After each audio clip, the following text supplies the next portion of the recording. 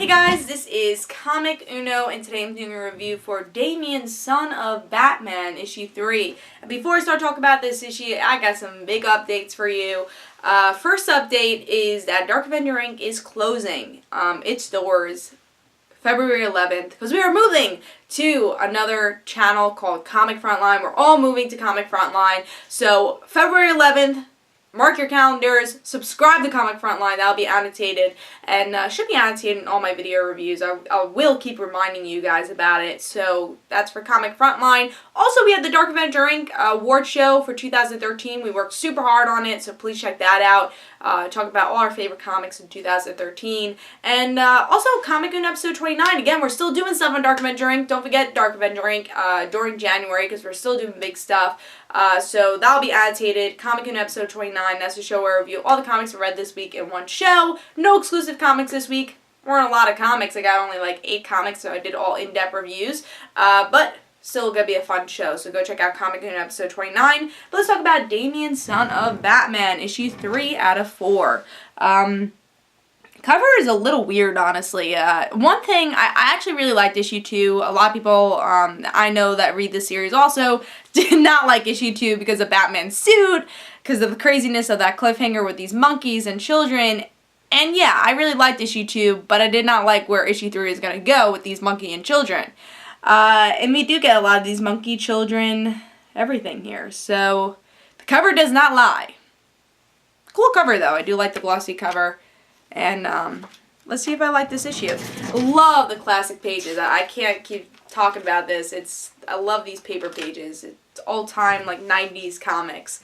But in this issue, we get to see, the cliffhanger was that Batman fell out of the window. So, Damian fell out of a window. Because there's so much garbage in the water, he is able to survive. I thought that was a little bit of a cop-out. I'm like, really? Okay, whatever. I guess garbage could really save you. Whatever. Wouldn't that make it more of an impact, though, I would think? Because it's less, I don't know. I don't know that much about physics, but I would think he would still die. But it's a Batman comic, so after you, like, fall off a bridge, you're not going to die. But Alfred actually saves Damian, and he actually dies of exhaustion. And I thought that was the best death for Alfred. I think it would have been a cop-out if he, like, got shot or, like, someone found out about him or, like, whatever would happen. But Alfred does everything for these people, you know, for the Wayne family. And him dying of exhaustion, I thought just made total sense. So he does actually die of exhaustion.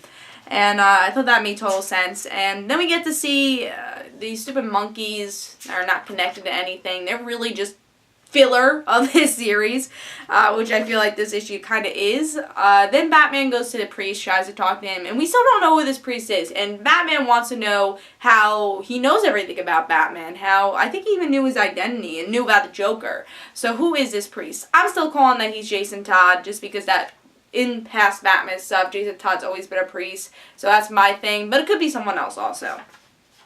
So we get to see that. We get to see now he's going to go to the Joker. And this is actually a totally different Joker. He kidnaps Bruce Wayne. And he says, I am not the Joker from years ago. I'm a different Joker. So we don't know who this Joker is, but he seems pretty vicious.